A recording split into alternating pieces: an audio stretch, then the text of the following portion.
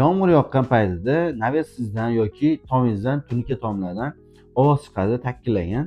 Agar xuddi shunaqa tomlarni, naveslarni hali qilmagan bo'lsangiz, tagidan setka, falga, sklavata qo'yib yuboriladigan bo'lsa, 100% issiqni qaytaradi, 90% ga yomg'irda takkillagan ovozini qaytarib beradi.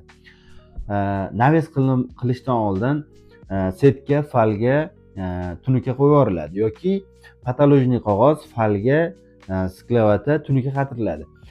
Patolojniy qog'oz saydan bemalol patolojniy bo'lib turishlik uchun, uni taydan remontga sarflamaslik uchun falga bo'ladigan bo'lsa, patolojniy qog'ozga tevadagi namlikni o'tkazmasdan patolojniy qog'ozni ishirib yubormaslik uchun, keyin sklavata bo'ladigan bo'lsa, issiqni, sovuqni 100% qaytarishlik uchun sklavata qo'yiladi. Tevasini tunuka qaytariladigan bo'lsa, xuddi shunaqa ham issiqdan saqlanasiz, ham yomg'irda ovozidan saqlanasiz, ham tunukani tagidan tumangarchilik naves bo'ladigan saya ochiq bo'lsa, suv to'planib, tomchilab pastga suv oqishidan saqlaniladi.